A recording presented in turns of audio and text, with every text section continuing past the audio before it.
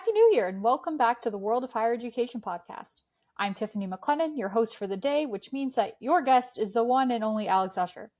In this episode, we'll explore key global trends in higher education and then dive into how Canada fits or doesn't fit within them. From widespread funding challenges to the politicization of universities and the evolving focus on vocational education, we'll unpack how these issues play out on a global scale and what they mean for the Canadian post-secondary education sector. Let's hear from Alex. Alex, many of our guests this year discussed how their higher education systems are grappling with significant funding challenges. Can you outline what some of the issues have been globally? Have there been any places who haven't been struggling financially?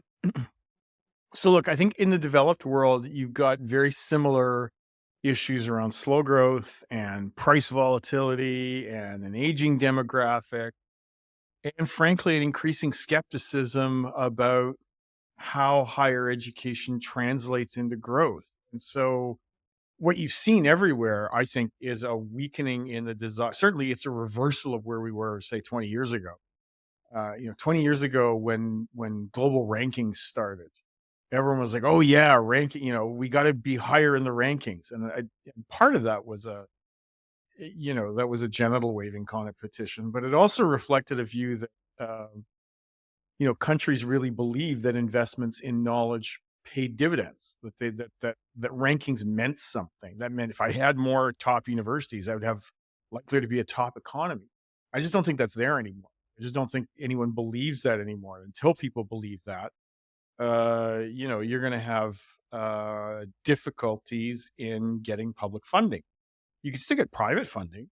You could go for higher tuition fees. You could go for, you could get money that way. And in some places that still works. It still works in China.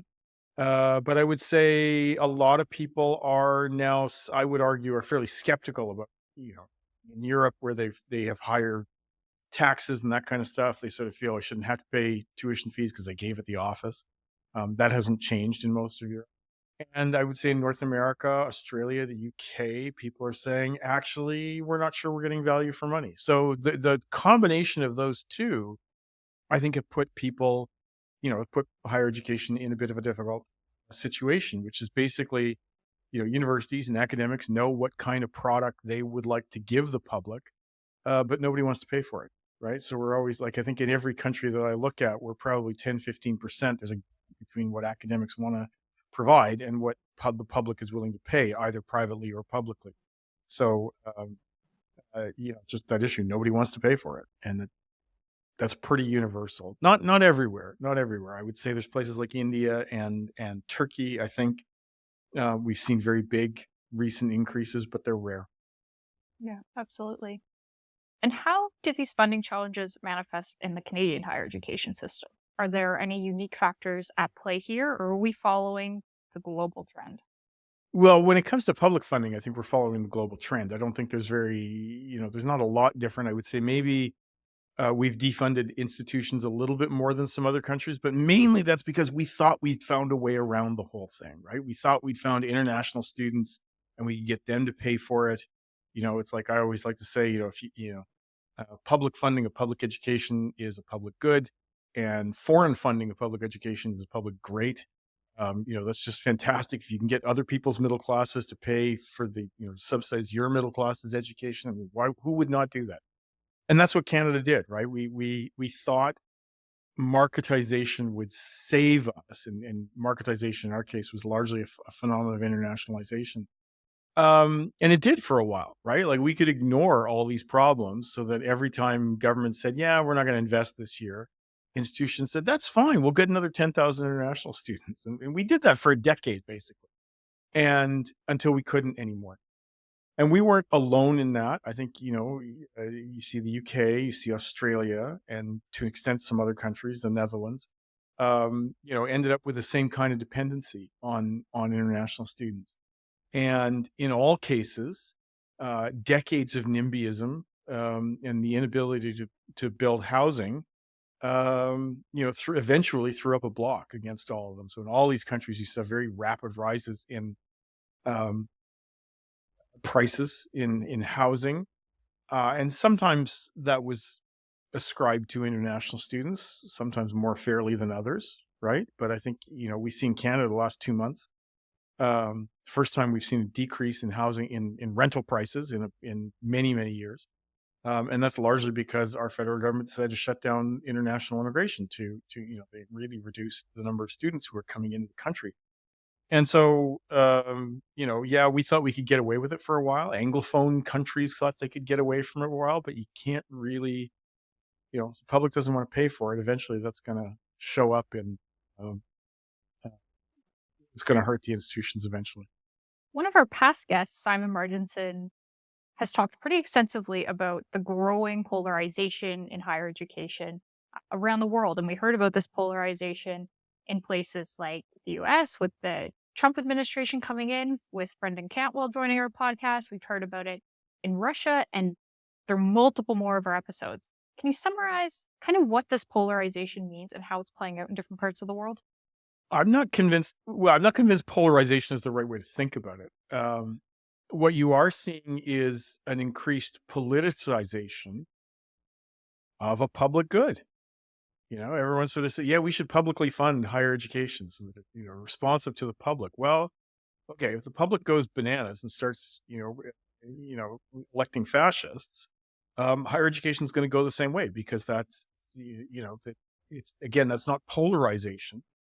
I mean, there's a political polarization behind it, I suppose, but the actual acts that we're seeing is an increasing state control over higher education, regardless of whether they're actually funding it, right? I mean, this is a great thing in places like Canada or the US, which is, in fact, the government doesn't really fund post-secondary education to any great extent, and yet they are exerting a larger and larger legal influence over things. And so autocrats have always done this, right? Like it's no, China hasn't been polarized. Russia hasn't been polarized. Putin's been there for 25 years. He's just choosing to exert greater state control. I think it's because, there was a line for a while that, higher education would open these countries up, right? Like we said, oh yeah, let's do more higher education, provide more higher education, China, Russia, Saudi Arabia, because that'll make them more democratic. Never happened. Never happened. Like, so I think people believe there was kind of a saving prospect of higher education.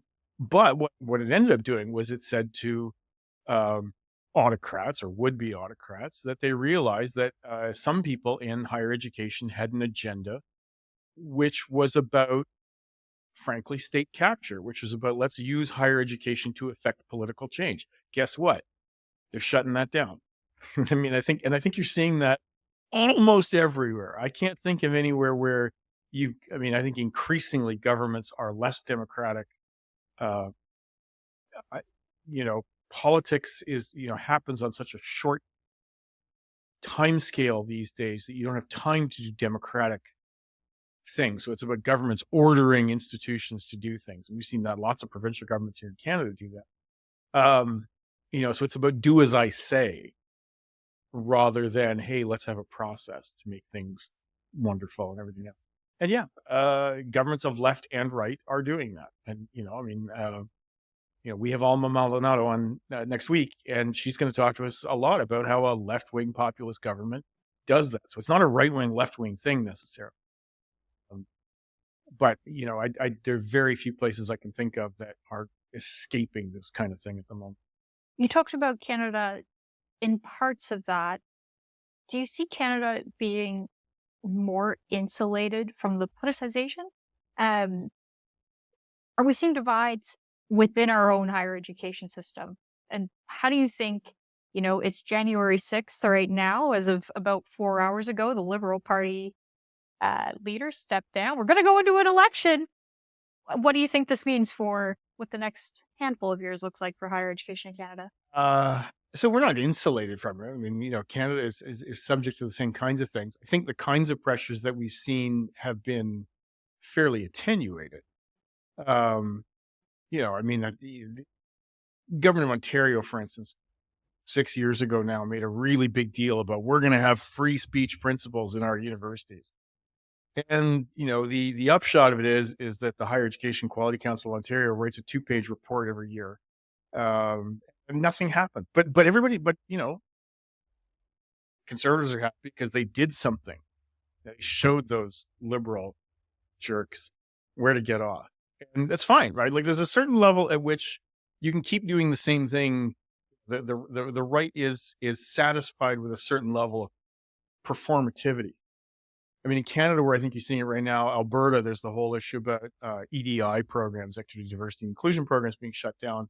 Both Calgary and Alberta have, started, downgraded the EDI portfolio, and they start talking about access, community, and inclusion. Okay, so now we got different letters of the alphabet. It's not clear to me that they're actually doing anything all that different.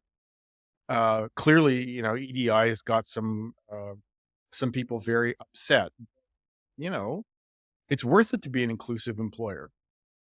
Universities know that, boards know that, right? So they're not gonna stop doing a lot of that stuff. And anyway, I don't think that. So part of what's going on is, um, you have to give some symbolic victories to conservative governments that are wound up about certain things in university, but they still want their kids to go there, right? I mean, so I think this is the other thing, right? Is I think in most of the world still, even where you have conservative governments that are upset about universities, it's not because they don't want their kids to go there. The one exception is the United States, right? So you are seeing a real change in the desire of young children of Republicans to go to university. It's both male and female. That's quite different from what we're seeing elsewhere in the world. And I don't have a strong sense of why it's different, um, or how long that's likely to last. But I do think that it's different. So is Canada insulated? No, we're going to see those trends. We're going to be dealing with these culture war things.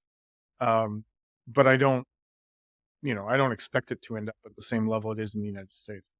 Another hot topic on the podcast over the last few months has been the shift towards the vocationalization of higher education, and especially kind of pushing towards work ready graduates.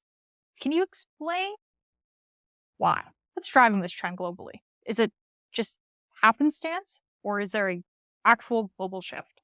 Yeah, see, I'm not sure this is actually true, to be honest with you. Like, I mean, uh, you have we've had since, I don't know, the 1960s, say, okay, as we've moved towards, from an elite system of higher education to a mass system of higher education to a universal system of higher education.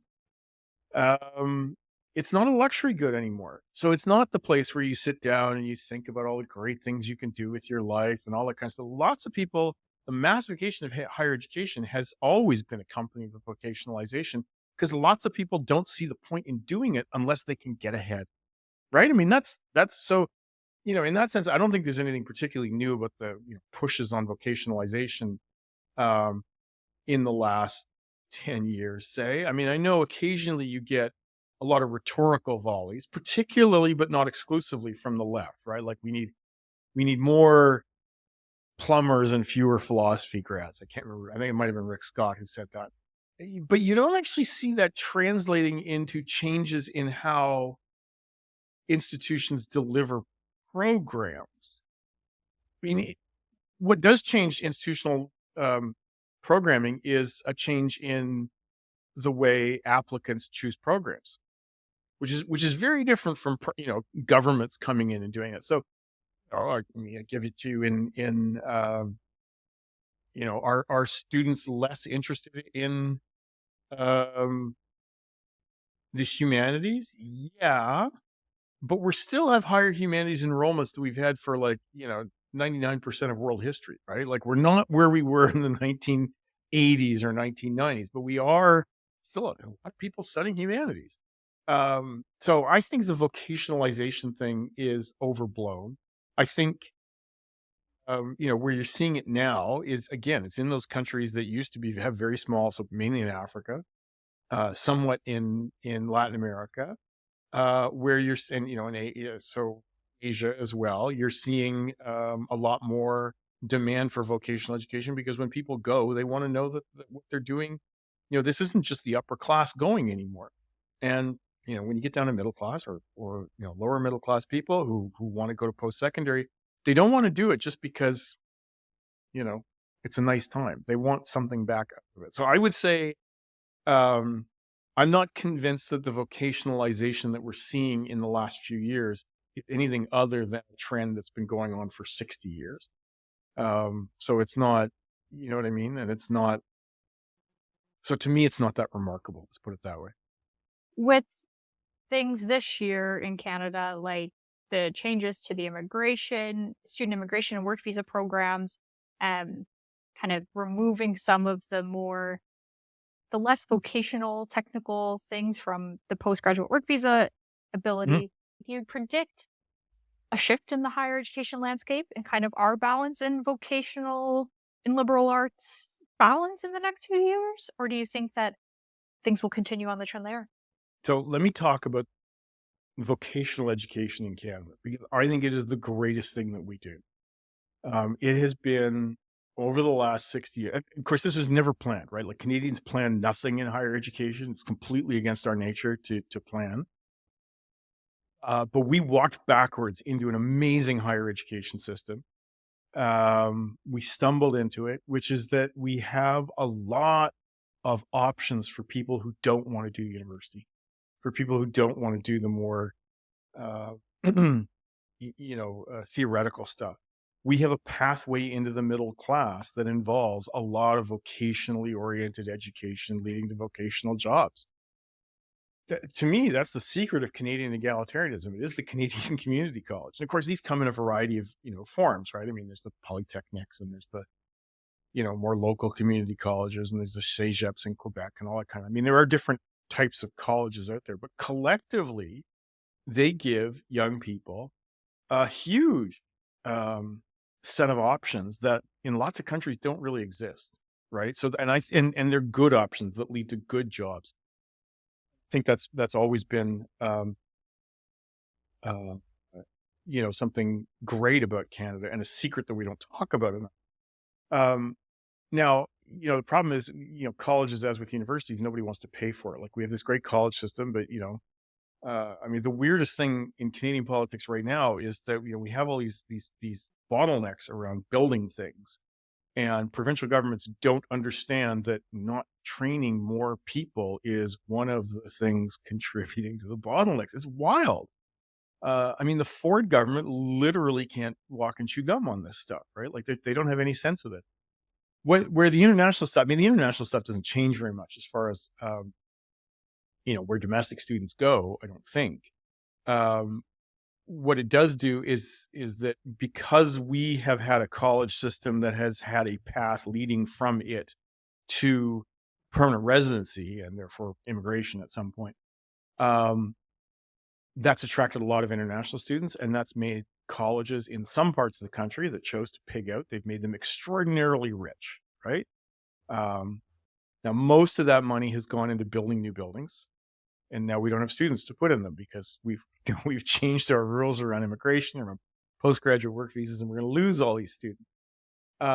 We're going to have a problem, particularly in Ontario, in terms of keeping up the, um, those international students. We're cross subsidizing some of our most expensive programs, particularly in the trades.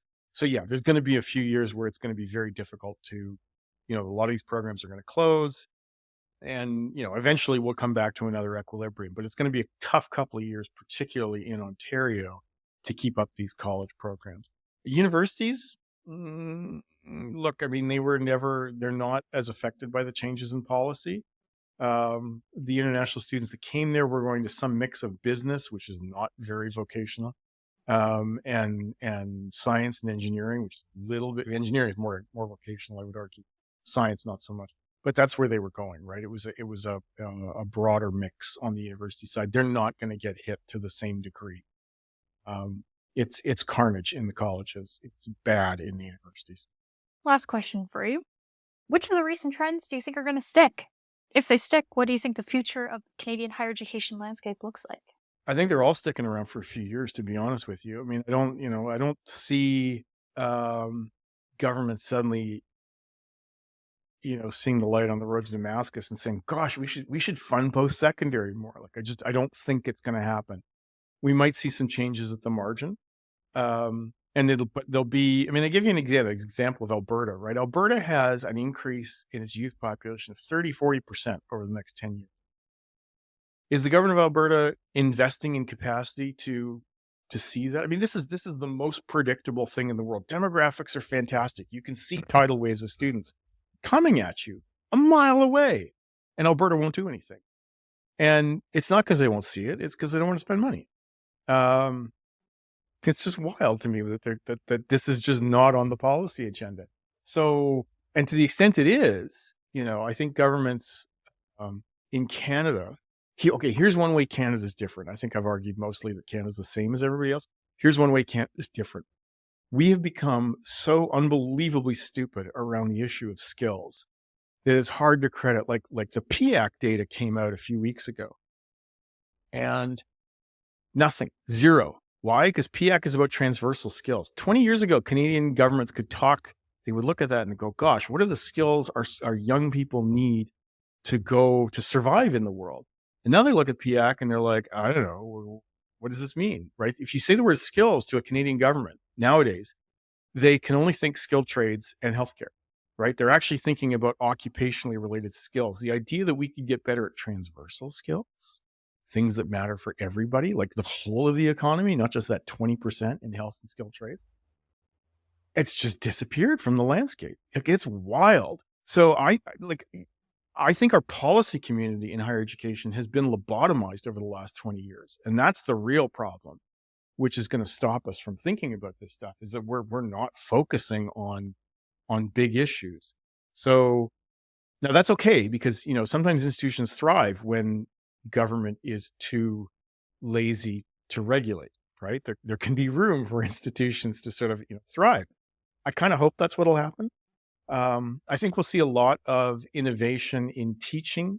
I think around AI. I think we will see a little bit more on micro credentials. Maybe not as much people think, but more than I thought was likely about 2 years ago. That we'll start to see different types of education. I think we're going to end up with much shorter university programs. That'll take a decade or so to come through, but I think the increasing labor shortage in the economy means that institutions can't just hold students for 4 years anymore. They got to bring it down to 3, probably. So we'll go back to 3-year degrees the way we had them in the 1990s, 1980s. I think those are the trends that I'm looking at. They are going to be about being more labor market focused, more skills focused, or vocationalized, if you want to call it that. But students are going to love it, right? Like the idea that institutions are actually paying attention to their time. That's going to be new, right? Because I don't think universities have been very respectful of students' time over the last couple of decades. That'll be new. I think students will like it. But, I think the institutions are going to have to get a lot smarter about money. There will be a lot more work on being cost effective and not just rich. Right. I think the goal of most institutions has just been, hey, let's get as much money so we can throw money at things. That's what I call the revenue side solution. We just don't have revenue side solutions anymore. So the solution is going to be a cost side. It's going to be a very different kind of university system. The kinds of people that you need to run a university will be quite different. And that, I think, is going to be the case for minimum 5, maybe 10 years. Alex, thanks for joining us as a guest this week. Join us next week when Alex is your host again, and Alma Maldonado will be your guest, as she'll be back to give us an update on the Mexican higher education system. We'll see you then.